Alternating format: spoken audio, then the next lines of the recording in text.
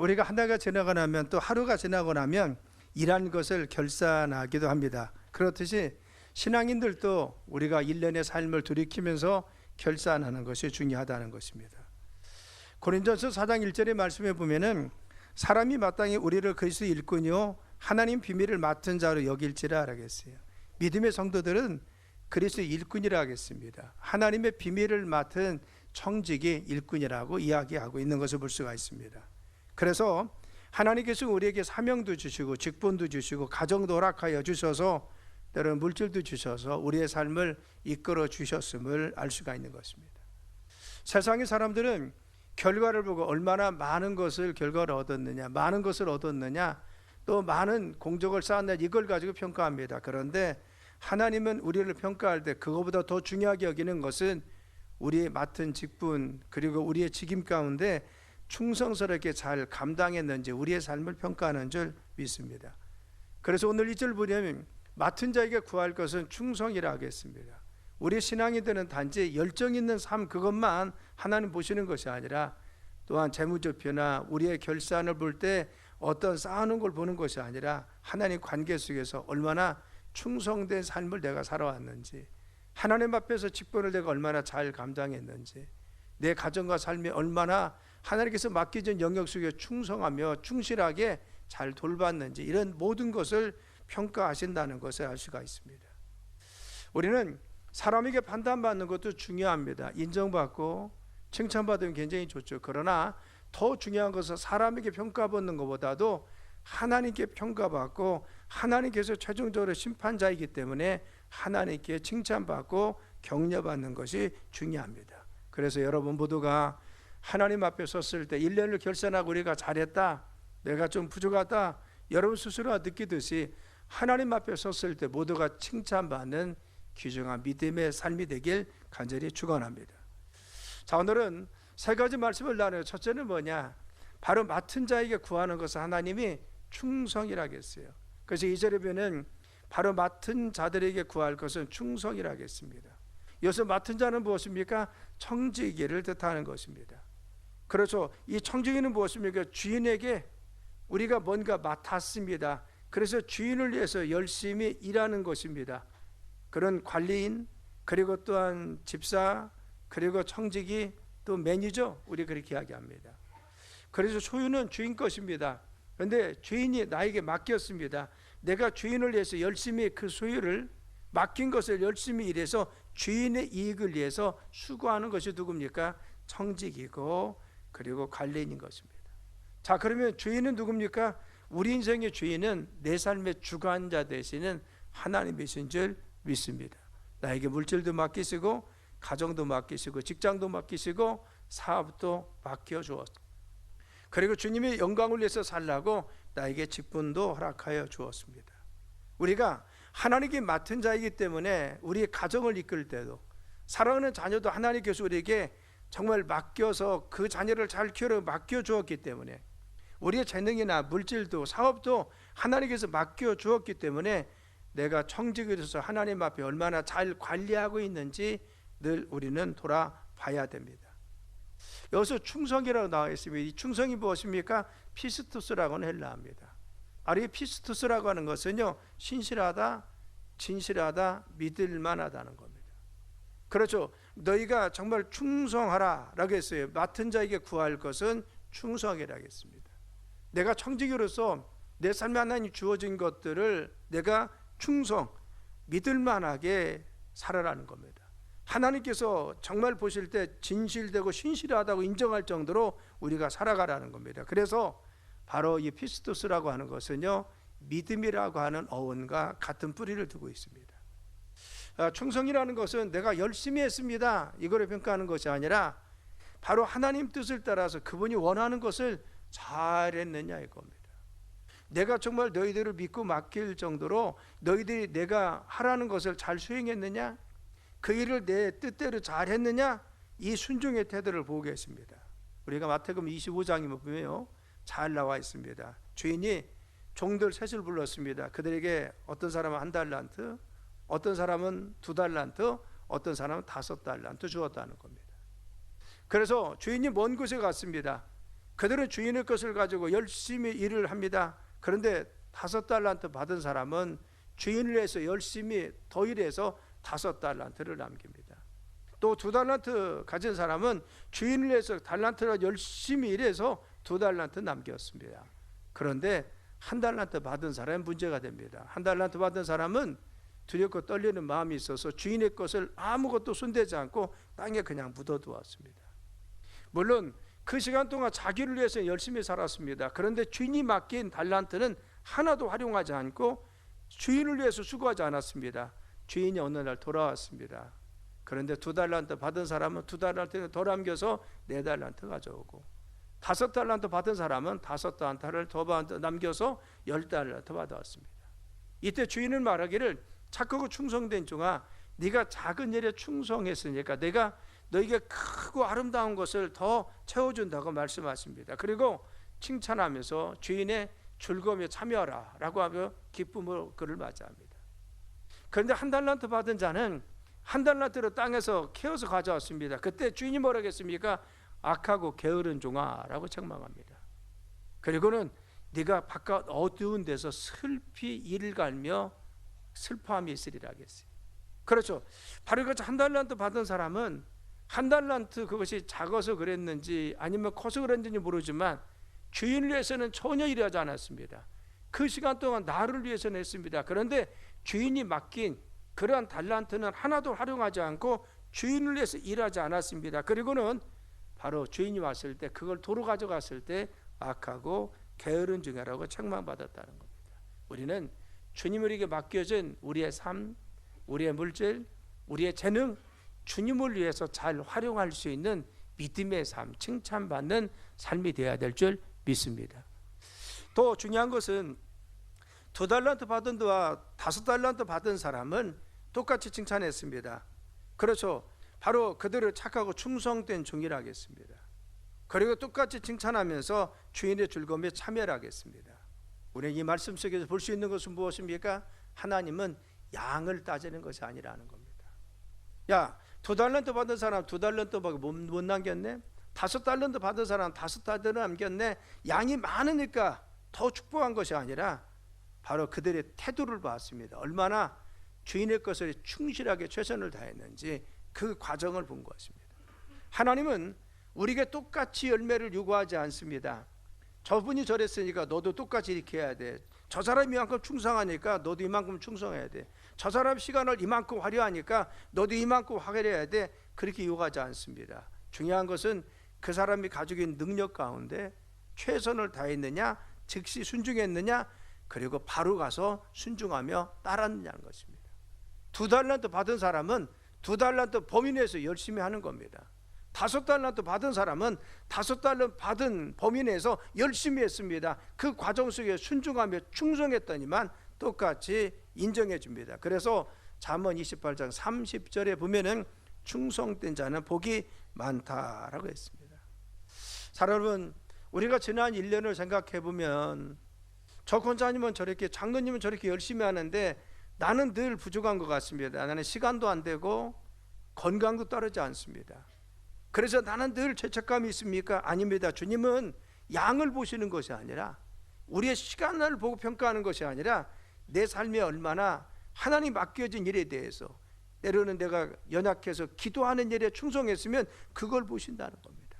내가 시간이 없는데 최선을 다해 주님께 예배하고 헌신했으면 그걸 보신다는 것입니다. 하나님은 우리의 삶 가운데 가서 순종하고 최선을 다했느냐, 하나님 앞에 노력했느냐, 이걸 보십니다. 충성은 무엇입니까? 축복의 열쇠라는 겁니다. 우리는 작은 충성의 주님이 크게 우리를 축복하십니다. 성경에 루시라는 인물이 나오죠. 그는 이방 모압 여인이었습니다. 그런데 바로 유대에서 왔던 그 남편을 만나서 결혼합니다. 그런데 남편이 죽고 말았습니다. 그래서 시어머니와 함께 바로 어디를 가느냐? 베들레헴, 자기 낯선 타향이지만 그러나 어머니의 그러한 고향으로 갑니다. 그가 고백합니다. 어머니의 백성이 내 백성이 되고 어머니 하나님이 내 하나님이 될 테니까 나를 제발 떼어놓지 말라는 겁니다. 끝까지 자기 시어머니를 도우러 갑니다. 신앙을 저버려서 하나님을 끝까지 섬기려고 했습니다. 그래서 충성스럽게 마지막까지 어머니를 돌보면서 신앙을 지켰습니다. 그랬더니만 그 충성했던 그 여인을 하나님은 바로 보아스라는 남자를 만나서 결혼하게 만들고 다윗의 할머니가 되게 그를 사용하시고 축복하시고 예수님의 조상이 되도록 그를 축복해 주었습니다. 여러분, 이방 여인입니다. 그 당시에 바로 버림받은 사람과 같이 취급했습니다. 그런데 그 여인이 신실하게 주님 앞에 믿음으로 살려고 노력하고 자신에게 맡겨진 일에 대해서 충성을 다하면서 시어머니를 끝까지 돌보고 가정을 지켰더니만 하나님은 그를 축복하셔서 다윗의 조상이 되게 하고, 그리고 더 나아가서는 예수님 축복에 정말 당당하게 조상이 되어서 그의 삶을 축복하여 주었습니다. 여러분들이 어떤 자그마한 정성, 내 삶에, 우리 가정에, 그리고 우리의 삶에, 내가 가지고 있는 어떠한 사업장에, 그리고 우리에게 맡겨진 직분에 대해서 충성합니까? 이것이 작은 것 같을지라도 하나님은 내 과정 가운데 충성하고 헌신한 것을 귀하게 받으시고 축복하실 줄 믿습니다. 그래서 우리가 내가 맡은 그 분야에서 얼마나 최선을 다하고 있냐 그겁니다. 영국에 숭죄자도 존 비니언이라는 사람이 있습니다. 그분은 설교를 열심히 했는데 설교를 하지 말라고 하는데 한다고 해서 불법이라고 해서 12년간 감옥 생활합니다. 가족들이 주의와 굶주림 속에 있었습니다. 타협에 들어옵니다. 설교만 그치면 풀어줄 테니까 설교를 그치라 하니 그는 끝까지 설교를 포기하지 않고 거부합니다. 그는 12년 동안 감옥 생활하면서 그곳에서 썼던 적이 뭐냐? 우리가 잘 아는 천루역정입니다. 여러분, 천루역정은 믿음의 우리가 교과서와 같이 이야기하잖아요. 이 책을 쓴 것이 그의 삶입니다. 그는 이런 것을 남겼습니다. 심판날에 우리는 나를 믿느냐라고 주님이 심판하시는 것이 아니라, 질문하는 것이 아니라 너는 내게 충성했느냐, 실천했느냐, 이걸 판단하신다는 것. 하나님께서 우리에게 묻는 것은, 그렇죠, 우리 믿음의 사람들은 예수님 믿으면 다 천국 갑니다. 그렇죠. 그런데 중요한 것은 내가 하나님 말씀을 실천한 거, 하나님 나에게 맡긴 일에 대해서 최선을 다한 거, 그걸 가지고 상급을 결정할 줄 믿습니다. 우리가 심판대 앞에, 하나님 앞에 서면요, 믿느냐? 예, 믿었으니 가는 겁니다. 그런데 네가 내게 맡긴 일에 충성했느냐? 네가 정말 최선을 다해서 네 삶에 최선을 다하는 삶을 살았느냐? 이걸 판단하여 우리를 심판하신다는 거. 미국의 한 설문조사에 보니까 46%가요, 나는 신앙생활 잘못했습니다, 열심히 하지 못합니다, 그렇게 체크했답니다.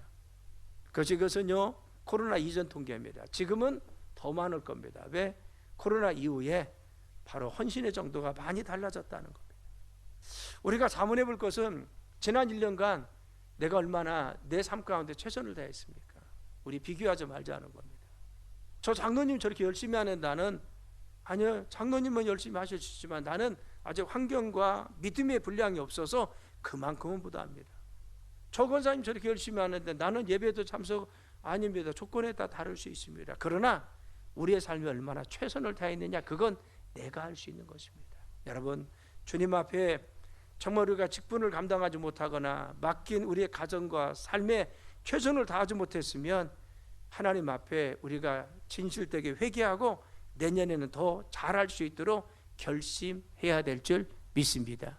왜? 우리의 삶을 하나님은 바로 그 모든 과정을 보고 평가하시기 때문에 그렇습니다. 때로는 우리가 헌금을 구분하는 것도 못 드리고 있습니다. 11조 해야지, 감사해야지. 그런데 구분하지 못할 수도 있었습니다. 그래서 내가 전도해야지, 섬겨야지 못할 수도 있었습니다. 그러나 우리가 그것은 하나님 앞에 회개하고 내년을 더 믿음 가운데 정말 계획하면 주님의 축복하시는 면류관의 주인공으로 우리를 축복해 줄 줄 믿습니다. 그래서 두 번째는 무엇입니까? 나도 나를 판단치 않는다는 겁니다.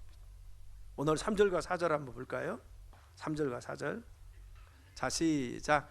너에게나 다른 사람에게나 판단받는 것이 내게는 매우 작은 일이라 나도 나를 판단하지 아니하노니. 아멘. 거기 또 있네. 시작. 내가 자착할 아무것도 깨닫지 못하나 이로 말미암아 의롭다함을 얻지 못하노라. 다만 나를 판단하시니는 주시니라. 아멘. 자, 당시 고린도 교회 문제는 뭐냐면요, 나는 아볼로 목사님이 좋아, 나는 베드로 목사님이 좋아, 나는 사도 바울 목사님이 좋아, 나는 아니야, 예수님 편이야, 갈라졌다는 겁니다. 자기가 좋아하는 지도자에 따라서 선호도가 갈라져서 교회가 바로 파별이 생겼다는 것입니다. 그런데 사도 바울이 그랬습니까? 나도 나를 판단하지 않는다는 겁니다. 너희들 자꾸 아볼로가 좋아, 베드로가 좋아, 그리고 사도 바울이 좋아 이렇게 이야기하지 말라는 겁니다. 왜? 나도 나를 판단하지 않는다. 왜 그렇습니까? 우리의 판단은 편견일 수가 있고 우리의 판단은 잘못될 수 있다는 겁니다. 그런데 최종적인 판단자는 누굽니까? 하나님이라는 겁니다. 하나님이 우리의 삶을 보시고 하나님이 우리를 최종적으로 판단하시기 때문에 우리가 자꾸 섣부르게 판단하지 말자는 것입니다. 물론 다른 사람들의 평가도 굉장히 중요합니다. 우리가 다른 사람에게 비난받으면 안 되겠죠. 그리고 다른 사람에게 칭찬받는 것도 중요합니다. 그런데 자꾸 그것 때문에 흔들리지 말고 자꾸 판단하고 그리고 가르지 말라는 것입니다. 제일 중요한 것은 하나님께서 판단하신다는 것. 마태복음 7장에 보면요, 비판하지 말라 했어요. 네가 비판은 그것 때문에 너희가 비판받으라 했어요. 우리는 자꾸만 다른 사람 평가합니다. 저 사람 잘못해, 저 사람 이렇게 했으면 좋겠어 라고 합니다. 여러분, 그렇게 하지 말고 우리는 내 스스로를 돌아보는 믿음의 삶이 되어야 될 줄 믿습니다. 상대방 평가하고 상대방 비방하고 상대방 비난하지 말고 시간 낭비하지 말고 그만큼 우리 자신을 돌아보는 삶이 있어야 된다는 거죠. 대개 보면은 믿음의 사람들은 비판하지 않습니다. 칭찬하고 격려하고 위로하고 세워주려고 합니다. 미국의 16대 대통령이었던 링컨은요, 남북전쟁 당시에 굉장히 비난을 많이 받았습니다. 여러분들이 일화를 잘 알잖아요. 정말 끊임없이 그 링컨 대통령은 비난을 많이 받았어요. 정치인으로서 실패도 오래 하고요. 그리고 그가 또 생긴 것이 또 그렇게 생겼잖아요. 잘생기도 못했습니다. 그래서 또 뭐 이상한 뭐 동물을 대가면서 비난한 사람도 있고 굉장히 비난이 심했습니다. 특히 남북전쟁 당시에 굉장히 비판을 받았다는 겁니다. 그가 이런 말을 그때 했어요. 만약 내가 사람들이 비판을 듣고 그에 따라 행동을 취했으면 나는 아무것도 하지 못했을 것입니다. 나는 사람들의 비판보다 하나님 앞에서 나의 맡은 임무에 최선을 다했습니다 라고 했습니다. 그는 사람들의 평가 때문에 좌우되지 않았다는 겁니다. 사람들의 평가 때문에 낙심하지 않았다는 겁니다. 사람들이 비난했다고 해서 그것에 내 마음이 움직이지 않았다는 겁니다. 중요한 것은 하나님 앞에 내가 바로 서려고 늘 누리겠다는 겁니다. 하나님과 관계를 중요시했다는 겁니다. 사랑 여러분, 우리도 다른 사람의 평가 때문에 흔들리는 믿음이 돼서는 아니 됩니다. 때로는 인정받고 싶은 마음도 있어요. 내가 1년 동안 열심히 수고했는데 좀 목사님이 좀 알아줬으면 좋겠는데, 장로님이 좀 알아줬으면 좋겠네. 이게 다 누구나 마음이라. 그러나 중요한 것은 바로 때로는 못 알아줄지라도 중요한 것은 하나님이 우리의 평가자이시고 하나님께서 우리를 보고 계셨음을 믿으시길 간절히 축원합니다. 그래서 하나님은 바로 주님 앞에 믿음으로 선 사람들, 끝까지 주님 바라본 사람들 하나님께서 존중받고 그의 삶을 세워주시는 것을 알 수가 있습니다. 여러분, 우리가 주님 앞에 충성하고 최선을 다했어요. 때로는 다른 사람들이 나를 안 알아줄 수도 있습니다. 그런데 중요한 것은 내가 최선을 다했습니까? 하나님이 그거 알고 계십니다. 그래서 남들과 비교할 때는 내가 좀 못했다고 하지만 그러나 우리 주님 보실 때 어떻게 해요? 그 마음의 중심을 보십니다. 그래서 여러분, 신앙생활 하는 여러분들이 누가 잘못하고 싶은 분이 있습니까? 다 잘하고 싶습니다. 여러분, 충성하기 싫어하는 사람도 있습니까? 믿음 생활하는 사람은 다 충성하고 싶습니다. 여러분, 수고하셨습니까? 주님이 우리의 중심을 아시는 줄 믿습니다.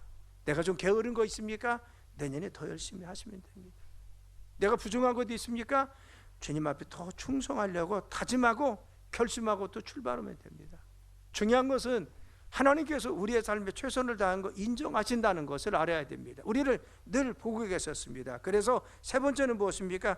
그때 각 사람에게 하나님께로 칭찬이 있다겠어요.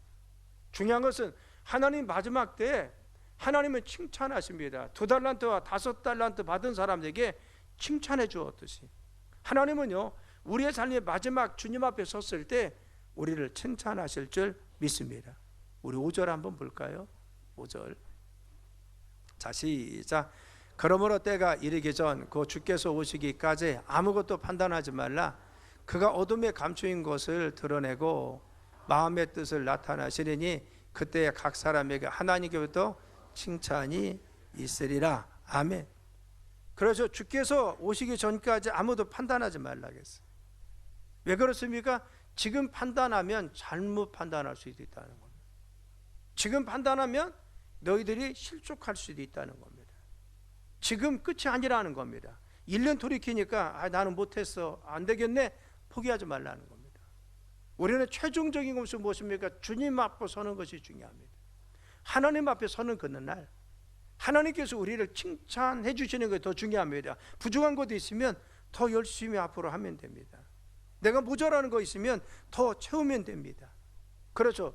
주님이 오시는 그날, 그래 주님께서 오실 때는 어둠에 감추인 것이 드러납니다. 마음의 뜻과 생각들이 다 나타날 줄 믿습니다. 그렇죠.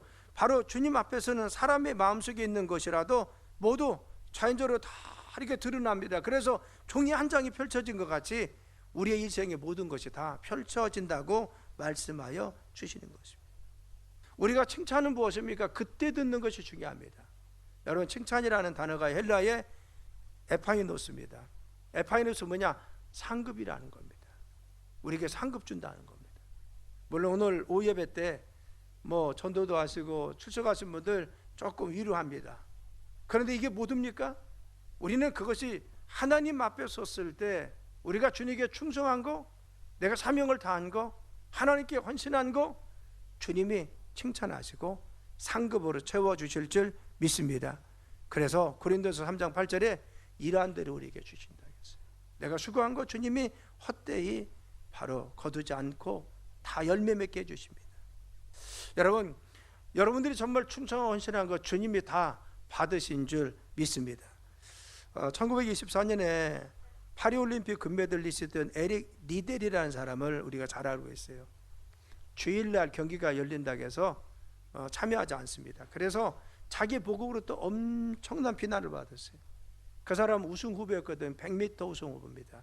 그런데 주일날 경기가 열려서 예배 드리러 간다면서 경기에 참여하지 않았어요. 여러분, 얼마나 언론에서 그리고 많은 사람들이 비난했겠습니까? 그는 그걸 감수하고 참여하지 않고 예배 드렸습니다. 믿음으로 있었습니다. 그리고 나서 자기의 주 종목이 아니었던 400m에 출전합니다. 여러분, 그래 400m는 자기 주 종목이 아닙니다. 우승 후보도 아니었습니다. 그런데 놀라운 것은요, 그가 400m에 출전해서 세계 신기록을 기록하면서 그가 우승을 합니다. 그렇죠. 그가 우승하고 나서 이런 말을 했습니다. 하나님이 나를 달리게 하실 때 나는 그분의 기쁨을 느꼈습니다. 내가 주일날 내 주종목은 포기했지만 하나님께서 나를 달리게 400m를 이끌었는데 나에게 힘 주셔서 기쁨으로 달렸더니만 주님의 세계 신기록 세우고 1등할 수 있도록 인도하여 주시더라는 거예요. 그렇죠. 하나님 앞에 그가 정말 믿음에 최선을 다하고 하나님께 정말 믿음대로 살려고 노력했더니 하나님이 그의 삶을 세워주시고 힘 주시고 능력 주시고 함께해 주었습니다. 여러분, 우리의 삶이 지금 퍽퍽하고 힘듭니다. 그런데 내가 주님을 기뻐하시는 삶을 살기 위해서 하루하루 노력하면 주님 우리에게 힘도 주시고 능력도 주셔서 우리의 가정과 삶, 우리의 사업장을 이끌 줄 믿습니다. 그렇죠. 하루하루 내가 살면서 정말 주님 보시기에 기쁜 삶을 살려고 노력하고 있습니까?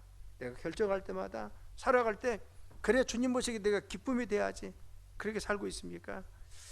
여러분, 이 에릭 리델이요, 올림픽에 중국에 선교사로 갑니다. 그래서 복음을 전합니다. 일본 점령기에 그는 수용소에 갇혔습니다. 어린아이들을 성경을 가르치고요, 그리고 병든 이들을 돌보면서 하나님 앞에 충실하게 마지막 사명을 다합니다. 1945년에 그는 내중양으로 하나님의 부름 받습니다.